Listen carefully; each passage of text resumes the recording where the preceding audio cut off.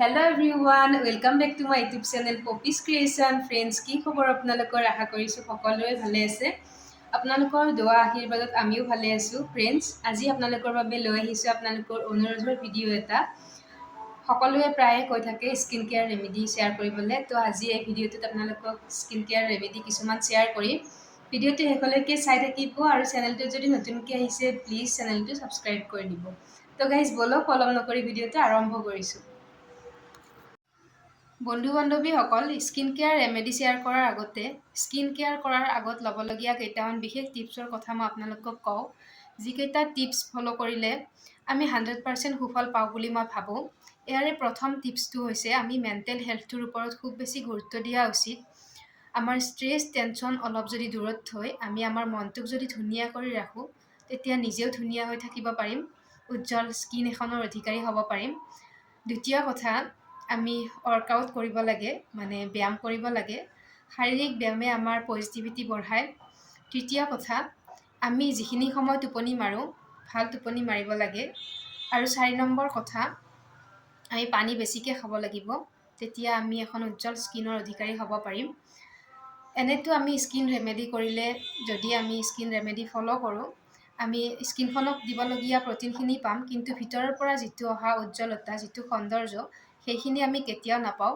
গতিকে এইকেইটা কথা আপোনালোকে খুব বেছি ধ্যান ৰাখিব, খুব বেছি ধুনীয়াকৈ মন কৰিব এইকেইটা কথা। তো গাইজ, স্কিন কেয়াৰ কৰাৰ আগতে আপোনালোকে এইকেইটা টিপছ ফ'ল' কৰিব, নিশ্চয় 100% সুফল পাব। লগতে নিজৰ স্কিনখনৰ লগত মেটচ কৰাকৈ ফেচ ৱাছ মইশ্চাৰাইজাৰৰ ওপৰতো বিশেষ গুৰুত্ব দিয়ক। আৰু এতিয়া বলক আজিৰ ৰেমেডিটোত কি কি আছে সেয়া চাওঁ।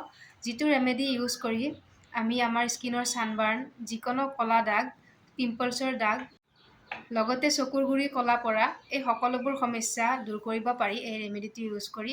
তো বলক পলম নকৰি এই ৰেমেডিটোত কি কি আছে সেয়া চাওঁ বলক। ফ্ৰেণ্ডছ, আজিৰ ফেচ পেকটো বনাবলৈ প্ৰথমতে মই এয়া লৈছোঁ আলুৰ ৰসে আমাৰ স্কিনত থকা যিকোনো দাগৰ সমস্যা, পিম্পলছৰ দাগ, ডাৰ্ক চাৰ্কল, ৰিংকলছ, ছানবাৰ্ণ, লগতে চকুৰ গুৰি ক'লা পৰা, এই আটাইবোৰ সমস্যাৰ সমাধান অতি সোনকালে পোৱা যায় আলুৰ ৰসত। আৰু এয়া দেখিছে, আলুটোৰ পৰা একেবাৰে কম আধাখিনি কাটি লৈছোঁ মই, যিহেতু মই অকলেই লগাম। আৰু ধুনীয়াকৈ বাকলি গুচাই ল'লোঁ। এতিয়া এই ৰকোনাখনত ৰুকি ল'ম আৰু তাৰ পৰা ৰসখিনি উলিয়াই ল'ম। সপ্তাহত এবাৰকৈ হ'লেও আলুৰ ৰসটো আপোনালোকে লগাই চাওক, তাৰপিছত নিজেই ৰিজাল্ট পাব, কেনেকুৱা এটা কম সময়তে ইমান ধুনীয়া ৰিজাল্ট পোৱা যায়। আৰু এয়া মই ৰুকনাখনেৰে আলুখিনি ৰুকি ল'লোঁ। এতিয়া ইয়াৰ পৰা ৰসখিনি উলিয়াই ল'ম। এয়া মই হাতেৰে চেপি ৰসখিনি উলিয়াই ল'লোঁ।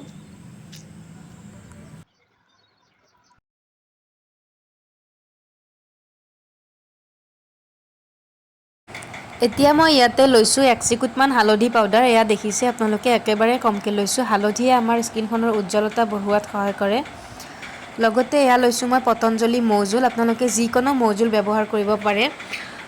এয়া মই এচামুচৰ আধা মৌজোল ব্যৱহাৰ কৰিছোঁ। আৰু এতিয়া গোটেই মিশ্ৰণটো ধুনীয়াকৈ মিক্স কৰি ল'ম। এয়া দেখিছে, ধুনীয়াকৈ মিক্স কৰি লৈছোঁ। আৰু এতিয়া মই এচামুচৰ আধা ইয়াতে বেচন ব্যৱহাৰ কৰিছোঁ। এতিয়া আকৌ এবাৰ গোটেই মিশ্ৰণটো ধুনীয়াকৈ মিক্স কৰি লৈছোঁ। লগতে মই আপোনালোকক মৌজোলৰ বেনিফিটৰ কথা কওঁ। বিশেষকৈ দাগ থকা, পিম্পলছ থকা স্কিনৰ কাৰণে মৌজোলে অতি সোনকালে দাগ আঁতৰোৱাত সহায় কৰে, পিম্পলছৰ দাগ নাইকিয়া কৰে। এতিয়া আহিছোঁ বেচনৰ বেনিফিটৰ কথালৈ। বেচনে আমাৰ স্কিনত থকা ডেড চেলছবোৰ নাইকিয়া কৰে, লগতে স্কিনখন অইল ফ্ৰী কৰে, স্কিনখন ক্লিয়াৰ কৰে, আৰু স্কিনত থকা ডাৰ্ক স্পট, ডাৰ্ক চাৰ্কল আদি আঁতৰোৱাত খুব সোনকালে ধুনীয়া ৰিজাল্ট এটা দিয়ে। লগতে স্কিনখন মিহি আৰু উজ্জ্বল কৰাত সহায় কৰে।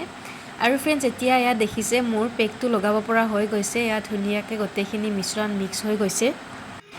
আৰু ফ্ৰেণ্ডছ, মই আপোনালোকক আগতেও কৈছোঁ যে আমি যিকোনো ফেচ পেক লগোৱাৰ আগতে মুখখন ধুনীয়াকৈ ধুই ল'ব লাগে। আমি যি ফেচ ৱাছ ইউজ কৰোঁ সেই ফেচ ৱাছেৰে মুখখন ধুনীয়াকৈ ধুই ফেচ পেক লগাব লাগে। আৰু এয়া মই মুখখন ধুই আহিলোঁ। এতিয়া এয়া ফেচ পেক লগাই আছোঁ। এনেকৈ আপোনালোকে সপ্তাহত এবাৰকৈ কৰক, তাৰপিছত আপোনালোকে ৰিজাল্ট দেখিব।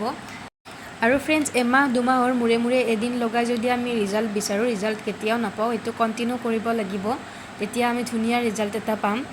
আৰু এয়া দেখিছে, ফেচ পেকটো লগাওঁতে মই ধুনীয়াকৈ চাৰ্কুলাৰ মচনত মাছাজ কৰি লগাইছোঁ। আপোনালোকেও এনেকৈ লগাব। প্ৰায় 5 মিনিটমান এনেকৈ মাছাজ কৰি পেকটো লগাই ৰাখিব। আৰু এইখিনি 15-20 মিনিট ৰাখি ধুই দিব পাৰিম। এয়া মোৰ পেকটো লগোৱা হৈ গ'ল। এতিয়া মই 15 বা 20 মিনিট ৰাখি এইটো ধুই দিম। শেষত আপোনালোকক ৰিজাল্ট দেখুৱাই আছোঁ, আপোনালোকে ভিডিঅ'টো শেষলৈকে চাই থাকক স্কিপ নকৰাকৈ। আৰু এয়া সম্পূৰ্ণ 20 মিনিট মই এনেকৈ পেকটো লগাই ৰাখিলোঁ। এতিয়া শুকাইছে, মই ধুব পৰা হৈছোঁ। তো ধুই লওঁ, ধুই উঠি আপোনালোকক আকৌ দেখাই আছোঁ ৰিজাল্ট কেনেকুৱা হয়। আৰু এয়া মই ধুই উঠিলোঁ, আপোনালোকে নিজেই চাওক। মই জাষ্ট ধুই আহিছোঁ, কিমান বেছি ক্লিয়াৰ দেখা পোৱা গৈছে স্কিনখন। লাৰিয়ে ভাল লাগিছে, চুই ভাল লাগিছে, একদম ছফ্ট ছফ্ট। আচলতে বগা হোৱাটো ডাঙৰ কথা নহয়, স্কিনখন হেল্ডি ৰাখিব পৰাটো আচল ডাঙৰ কথা। স্কিনখন হেল্ডি ৰাখিব পাৰিলে আমি এনেও ধুনীয়া হৈ থাকিব পাৰোঁ। আৰু আপোনালোকেও এই টিপছকেইটা কণ্টিনিউ কৰিব। এদিন কৰিলে সুফল নাপাব, কণ্টিনিউ কৰিলে নিশ্চয় সুফল পাব। আৰু স্কিন ৰিলেটেড সমস্যাসমূহ আপোনালোকে এই ভিডিঅ'টোত কমেণ্ট কৰি জনাব, মই যিমান দূৰ পাৰোঁ চলিউশ্যন দিম। তো গাইজ, এইখিনিয়ে আছিল আজিৰ ভিডিঅ'টো চাই কেনেকুৱা পালে কমেণ্ট কৰি জনাব। লগতে লাইক শ্বেয়াৰ কৰিবলৈ নাপাহৰিব। আৰু চেনেলটোত যদি নতুনকৈ আহিছে প্লিজ চেনেলটো ছাবস্ক্ৰাইব কৰি দিব। পুনৰ লগ পাম নতুন এটা ভিডিঅ'ৰ সৈতে, তেতিয়ালৈকে আপোনালোকে ভালে থাকক, সুস্থ থাকক। Bye bye.